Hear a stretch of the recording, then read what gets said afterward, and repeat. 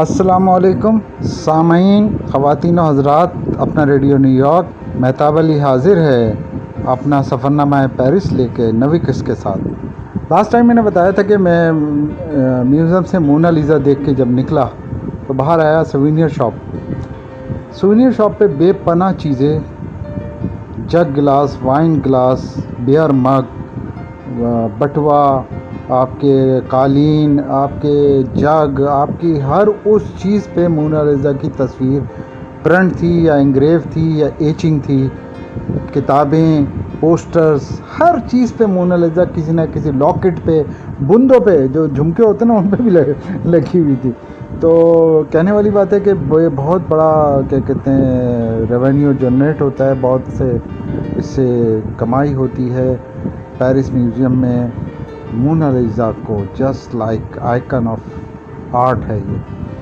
हालांकि बहुत सारी चीज़ें हैं वहाँ पे, और पेरिस में जो होती हैं चीज़ें आपको मैं बताता चलूँ कि जैसे आईफिल टावर है, महराब आज़ादी है और साकरे कर्व है और ये मोना लिज़ा, ये 3-4 चीज़ें ना जी ये आइकन है। ये हर जगह वहाँ आपको एयरपोर्ट पे जब उतरेंगे तो वहाँ पे बड़े बड़े पोस्टर नज़र आएंगे, हर जगह रोड पे ये सब चीज़ें आपको दिखाई देंगी।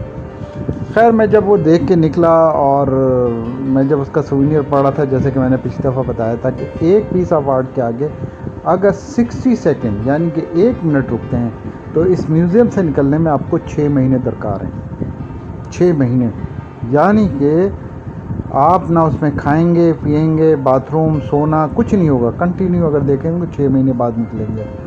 तो मैं तो 2 दिन इसको मुसलसल देखा, लेकिन मैं पूरा नहीं देख पाया। और दूसरी बात यह है कि मैं आपको एक बड़ी अजीब बात बताऊँ कि वहाँ म्यूज़ियम में शोबे हैं, Islamic architecture, Islamic calligraphy, Mughal miniature, आपके अरबी कैलीग्राफी, ख़त्ताती, हर तरह की टर्किश आर्ट, स्कल्पचर, आपके बर्तन जिसे कहते हैं ना स्टिल लाइफ, और ईरान के बारे में, ईरान की जो मिनिएचर है, ईरान की जो शायरी है, मैंने कि अफ्रीका के जो कल्चर है उसके हवाले से हर जापानी, चाइनीज़, इथोपिया, मैं कहता हूँ दुनिया की तमाम कौमों के आर्ट और स्कल्पचर वो मौजूद थे।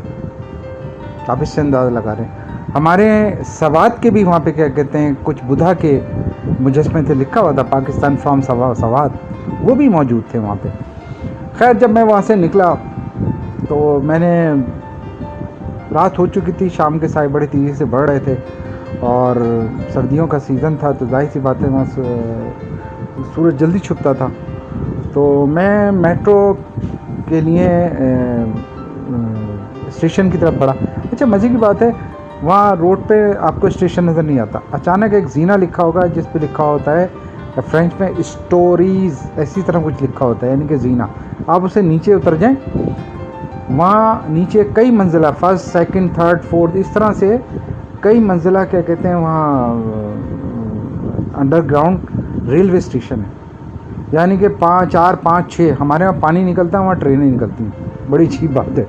और ऐसी ज़बरदस्त बुलेट ट्रेनें चलती हैं, स्पीड ट्रेनें, लग्जरी ट्रेनें चलती हैं कि आप अकल दंग रह जाती है। खैर मैंने वहाँ से ट्रेन में बैठा और मैं अपने होटल की तरफ चला। जब स्टेशन पे उतरा मैंने सोचा कि कुछ खाने पीने का देखा, तो वहाँ पे कौन है, वहाँ ना फुटपाथ पे ना पूरे बाज़ार गर्म होते हैं, यानी कि बाहर कैफेटेरिया, कुर्सियाँ, मेज़ रखी, जो आजकल फूड स्ट्रीट यहाँ पे पाकिस्तान में भी बन गया, वो वहाँ पे इस तरह से कलरफुल खूबसूरत कुमकुमे लगे हुए, खूबसूरत मेज़ें कुर्सियाँ लगी, लोग उस पर बैठ के खा रहे हैं पी रहे हैं। तो बराबर में मैंने देखा कि एक फ़्रेंच फ्राइज़, मैंने कहा फ़्रेंच फ्राइज़ भाई, आलू के चिप्स, मैंने कहा खाते हैं फ़्रेंच फ्राइज़।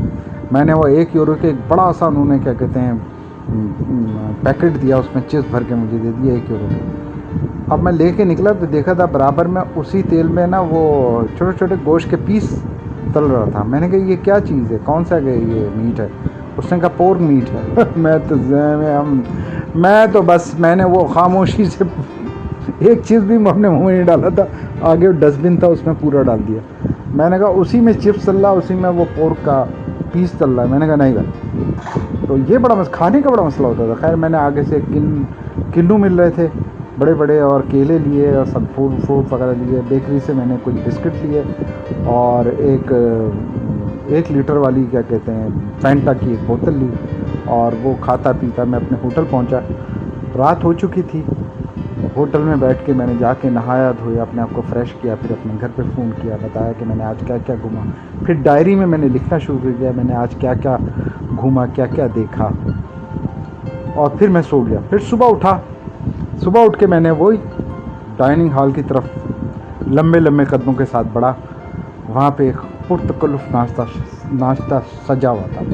मैंने वही लंबी फ्रेंच ब्रेड ली, उसके पीसेस किए, और एक पीस के ऊपर मैंने एक मंजिला मक्खन की तय, दूसरी मंजिला पनीर की तय, तीसरी मंजिला जैम की तय, फिर चौथी मंजिला मामलेट की तय, और ऊपर से ब्रेड का दूसरा पीस रख के, और जो मैंने फर्स्ट बाइट किया, मज़ा आ गया। उसके बाद मैंने फैंटा का केन उठाया और उसके साथ मिला के तालमेल के साथ मैंने खाना शुरू कर दिया। अच्छा, बहुत सारे बिस्किट पेस्ट्रियाँ थी, वो भी खाई। खूब डट के मैंने नाश्ता किया, ऐसा नाश्ता किया जैसा कि मुझे किसी ने बताया, डट के कर लेना होटल की तरफ से, ये कॉम्प्लीमेंट होता है, ताकि दोपहर को आपको भूख ना लगे, खाना ना पड़े। आपने पैसा बचाइए, कल काम आएगा, यूरो बचाइए, कल काम आएगा, ये सोच के खैर मैंने पुरतकल्लुफ़ नाश्ता किया। और फिर मैं साकरे कर्फ की तरफ गया। मैंने कहा आज साकरे कर्फ देखा जाए।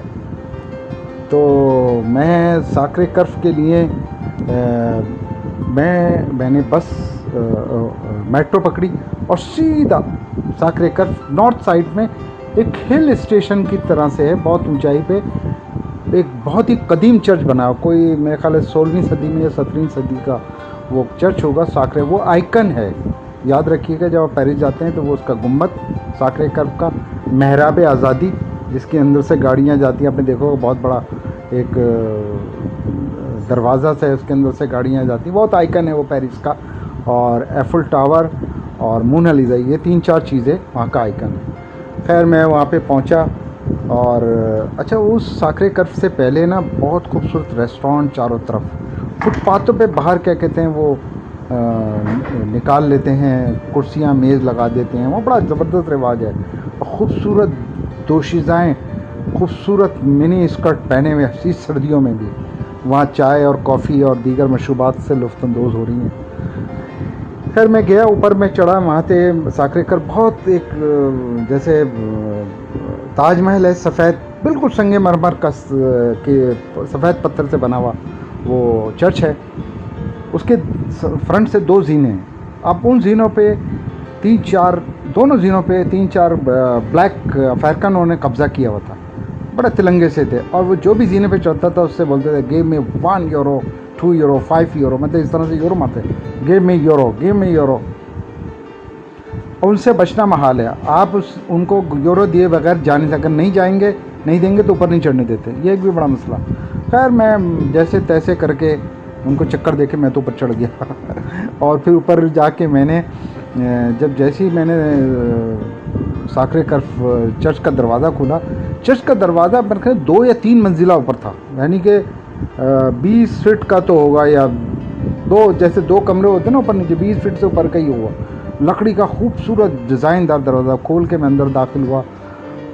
बहुत ही अजीम चर्च था, बहुत ही ग्रेट। उसकी जो छत थी, जो वॉल गुंबद था, वो मेरे ख्याल 2-3 मंजिला ऊपर था, यानी कि इतना बड़ा हॉल, इतनी बड़ी ऊंची छत, मैं देख के बड़ा हैरान हुआ।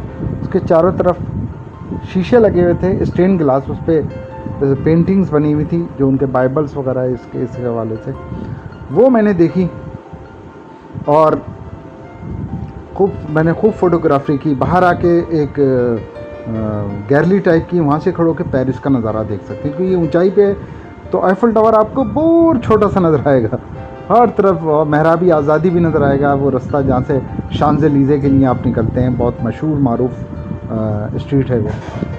खैर मैं वहाँ से देख के फिर साइड से मैंने निकला, तो वह कोने जैसी एक गली से मुड़ के आगे गया साकरे कर्फ के पीछे, तो वहाँ बहुत सारी बुक्स की दुकानें थी, आर्ट की किताबें, पोस्टर, मोनालिसा की पेंटिंग और मशहूर आर्टिस्टों की पेंटिंगों की 10 बाई 12, 12 बाई 16 के प्रिंट मिल रहे थे। आगे गया तो एक पार्क था तिकोना, उसके चारों तरफ ना आर्टिस्ट बैठे हुए थे, कोई 50-60 आर्टिस्ट बल्कि 100 होंगे, और वो लाइव पेंटिंग कर रहे थे। कोई किसी का पोर्ट्रेट बना रहे हैं पेंसिल से, कोई चारकोल से, कोई पेस्टल से, कोई लाइव नाइफ से पोर्ट्रेट बना रहे हैं, कोई बिल्डिंग्स बना रहा है, कोई न्यूड बना रहा है, कोई सामने के मंजर जो कैफेटेरिया और वो सब कुर्सियों पे बैठे हैं उनको लाइव पेंट कर रहे हैं। मैं देख के बड़ा हैरान हुआ। एक आर्टिस्ट आया मेरे पास बोलने का उसके हाथ में कैंची और एक ब्लैक पेपर था, बोला आपका प्रोफाइल बना। वो यूँ करके काट के उसने मेरा प्रोफाइल बना दिया। मैं बड़ा हैरान हुआ। खैर उसके बाद मैंने सोचा कि मैं भी यहाँ परफॉर्म करूँ, लेकिन जब मैंने किसी आर्टिस्ट से पूछा मैं यहाँ बैठ के मैं भी कर सकता हूँ, उसने कहा नहीं, आप यहाँ पे फ़लाँ जगह जाएँ, उनसे पूछें ये जिसके कंट्रोल में। पता चला वो पूरा माफिया है। पता चला जो आर्टिस्ट बैठे हैं वो परमानेंट है, कोई उनको हिला नहीं सकता, आप उसमें घुस नहीं सकते। खैर मैंने कहा यार एक्साइटमेंट का शिकार था। खैर बराबर में डाली का म्यूज़ियम था, मैं वहाँ चला गया। डाली के म्यूज़ियम में दाखिल होते ही मैंने सुरलिज़म के हवाले से जो पेंटिंग की किताबों में देखता था, मैंने जब ओरिजिनल देखी मैं तो हैरान रह गया। क्या डाली आर्टिस्ट था, उसने स्कल्पचर भी बनाए थे। मज़े की बात है, अपनी पेंटिंग को बिल्कुल स्कल्पचर की सूरत में भी उसने बनाया हुआ था, और मेरे लिए बड़ा हैरत अंगेज़ था। और उसकी कई हालों पर मुश्तमिल उसकी गैलरी थी वो, और उस बेशुमार आर्टिस्टों के साथ उसकी तस्वीरें, ओरिजिनल फ़ोटोग्राफ, क्योंकि वो 1910, 1920, 30 इस पीरियड का था, यानी कि 20 सेंचुरीज़ का था वो आर्टिस्ट। और पिकासो और आपके जो समासर थे मोडी गलियानी और बहुत सारे आर्टिस्ट हैं, एक बुराक एक आर्टिस्ट थे, उनके साथ तस्वीरें खिंची हुई हैं, स्कल्पचर भी बने हुए हैं, मोमी मुजस्मे। और आपको पता है डाली जो है ना, उसकी मूंछें बड़ी बारीक सी तलवार नुमा, बल्कि साइकिल का हैंडल नुमा होती थी वो उसके साथ। अच्छा, बहुत सेल्फ पोर्ट्रेट बनाने का, सेल्फी बनाने का बहुत मास्टर था उस ज़माने में। अपनी जितनी तस्वीरों की तशहीर वो करता था, तरह तरह के गेटअप करता था, और तस्वीरें उसकी बेपनाह, उसकी पूरी वॉल पे तस्वीरें, हर एंगल से, हर स्टाइल में, बड़ा ड्रामा। एक वो कैप पहनता था ज़बरदस्त, जिसमें से जैसे जादूगर खरगोश निकालते हैं इस तरह का वो कैप भी पहनता था। खैर, बल्कि इसका मैंने एक वाक़या पढ़ा था डाली का, कि ये ना उस ज़माने में आपस में आर्टिस्टों की लगती भी थी, जेलसी भी थी। तो इसका कोई हमासर आर्टिस्ट था, तो उसकी एग्ज़िबिशन हुई, उसे पता चला कि उसकी एग्ज़िबिशन हो रही है, तो उसने उसे बुलाया नहीं था, और ये लेकिन उसकी एग्ज़िबिशन में पहुंच गया। ये पहुंचा कैसे, पूरा अपना स्टाइल उसने किया, और 2 अपनी मॉडल गर्लफ्रेंड उनको न्यूड ले गया उस एग्ज़िबिशन में। सारी एग्ज़िबिशन की जो नाजरीन थे, जो सामीन, जो देख रहे थे, जो आर्ट के दिलदादा थे, अच्छा ये एक सेलिब्रिटीज़ तो था, अपनी पर्सनालिटी की वजह से लोग इसकी तरफ ज़्यादा मुतवज्जो होते, बड़े बड़े ड्रामे करता था।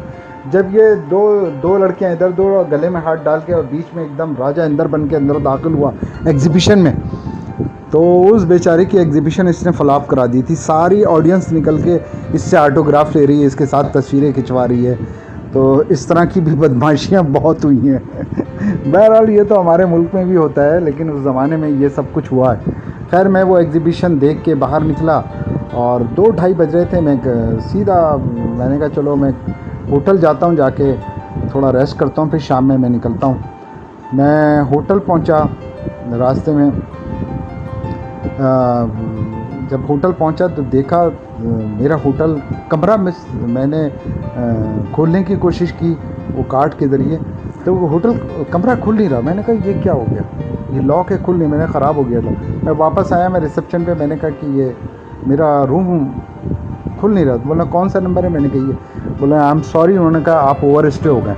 मैंने कहा ओवर स्टे? बोलेगा आपका 3 दिन के लिए कमरा बुक था, 12 बजे चेकआउट करना पड़ता है, और अब आप आए हैं 2:30 बजे, तो वो तो हम उस वक्त तक देखते हैं, वरना फिर लॉक कर देते हैं। मैंने कहा भाई मेरा तो उसमें आर्ट का मेरा जो सूट केस और ये वो, और मैं तो पेरिस फर्स्ट टाइम आया हूँ, तो आप मुझे प्लीज़ 2 दिन का और दें ताकि मैं अगले दिन होटल तलाश करूँ। उन्होंने कहा मुमकिन नहीं है ये, क्योंकि यहाँ पेरिस में एक्सपो चल रही थी, तो एक्सपो की वजह से सारे होटल बुक थे। बोला आप यहाँ से जाएंगे फिर दूसरे के लिए बुकिंग है। मैंने उनको बताया मैं आर्टिस्ट हूँ और फर्स्ट टाइम आया। जब उन्होंने आर्ट का सुना तो उन्होंने फ़ौरन फ़ोन किया कहीं पे भाई कार्ड, तो 1 दिन का मुझे स्टे दे दिया, बोला कल आपको चेकआउट करना पड़ेगा। तो ये मैं सोच रहा था, मैंने कहा यार ये क्या है मसला। खैर मैं वहाँ पे अपना सामान निकाला, अंदर गया कमरे में, उन्होंने फिर दोबारा से कंप्यूटर कोड था वो हटाया और फिर मैं होटल के अंदर गया। मैंने शावर लिया, नहा के बैठा और सारा दिन की रुदात मैंने देखी। फिर मैंने सोचा कि अब मुझे शाम को मैंने सोचा निकलने के लिए, लेकिन उससे पहले मुझे टेंशन सवार हो गई थी कि मुझे कल यकीनन होटल तलाश करना है और मेरी सारी खुशी हिरन हो गई थी, क्योंकि अगर मुझे ये होटल छिन गया तो मैं कहाँ रहूँगा। यहाँ तो मुझे कोई जानता भी नहीं है और मुझे दूसरे होटल का पता भी नहीं। मैं बड़ा परेशान और इसी परेशानी में बैठा था कि अचानक मेरे पास मैं अपना